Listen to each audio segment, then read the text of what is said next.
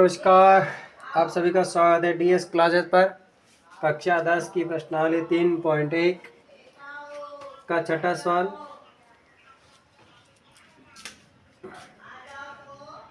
है। एक समीकरण दे रखा है कि इसमें रैखिक समीकरण 2x प्लस 3y माइनस 8 बराबर 0। इनको दी गई संख्या चारों दो चरों वाले एक ऐसी रैखिक समीकरण लिखना है ताकि ज्यामितीय रूप से इसको निरूपित किया जा सके। इसमें पहला है प्रश्न, जब दोनों रेखाएं प्रतिच्छेद करती हैं, प्रतिच्छेदी करती हैं,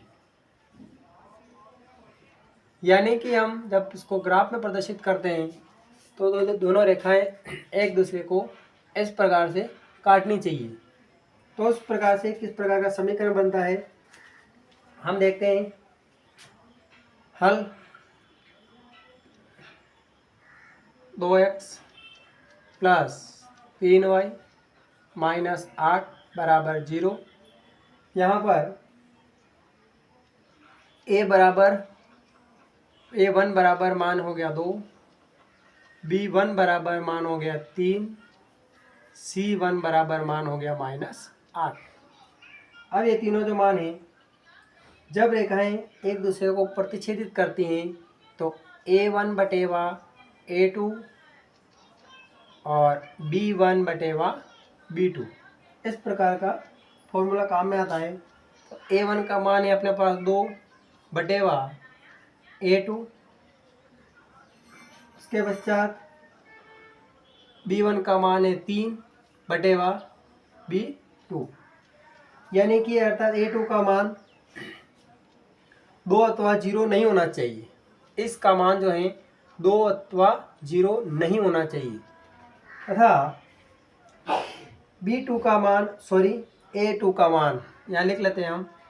a2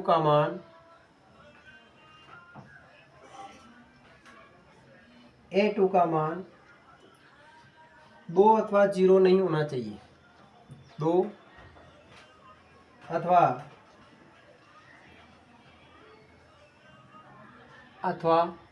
0 नहीं होना चाहिए, नहीं चाहिए। यानी कि अगर इसका मान जो है 2 भी नहीं चाहिए और 0 भी नहीं चाहिए। इसी प्रकार b2 का मान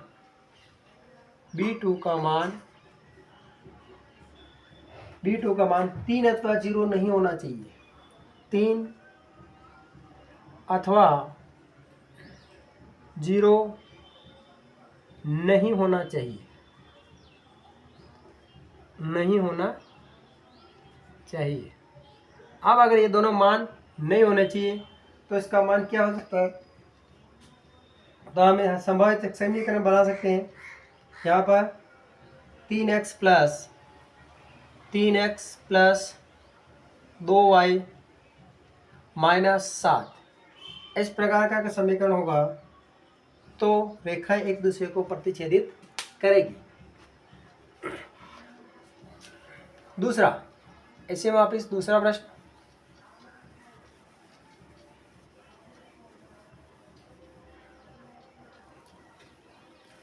इसी का सेकंड प्रश्न है,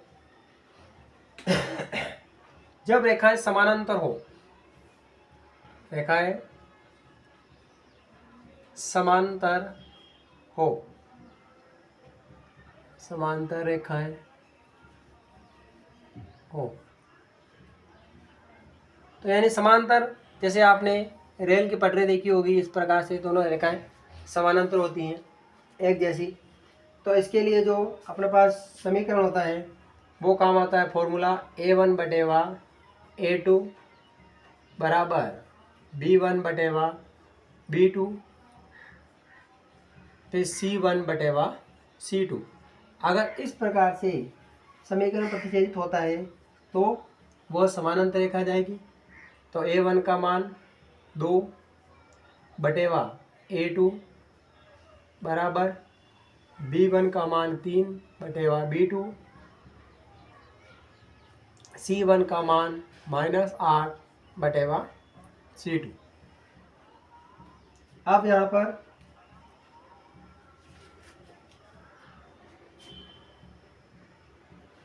A1/,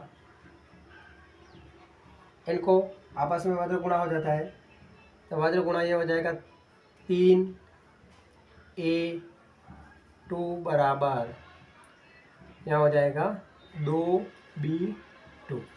तो A2/B2 बराबर 2/3।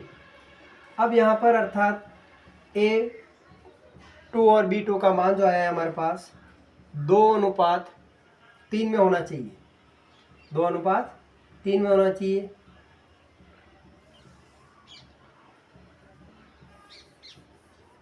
दो अनुपात 3 में इनका मान होना चाहिए। तो A2 बराबर 2 के मान लेते हैं हम, और B2 बराबर 3 के इसका एक स्थिरांक मान मानते हैं। तीसरा आता है 3/, B2 बराबर असमान है यहाँ पे -8/C2। अब यहाँ पे हमारे पास B2 का मान है, तो 3/3 के, और इधर 8/-8/C2।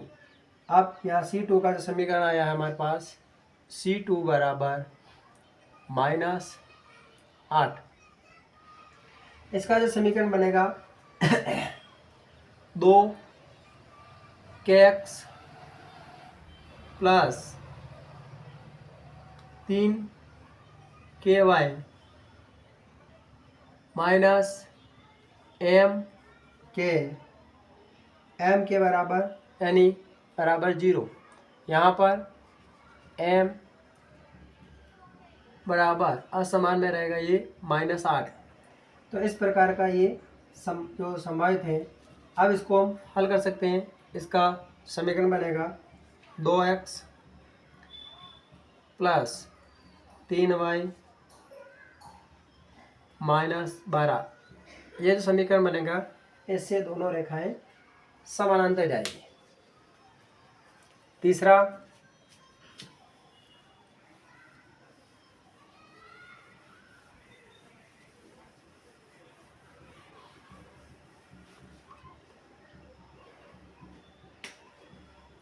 है समपाती हो। जब रेखाएं समपाती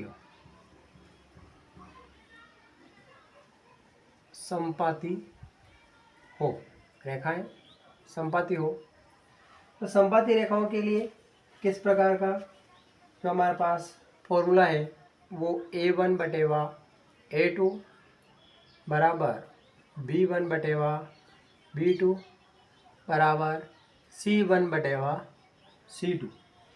तीनों अगर समान होते हैं तो इनका मान, जो रेखाएं होती हैं वो समपाती जाती हैं।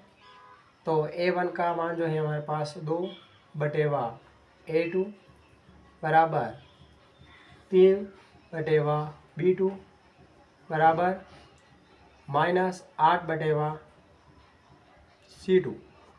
अब यहाँ पर मान तो हमने लगा लिए हैं।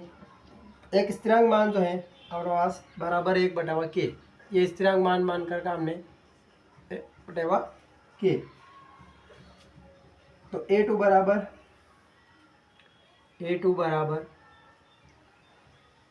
2k, B2 बराबर 3k,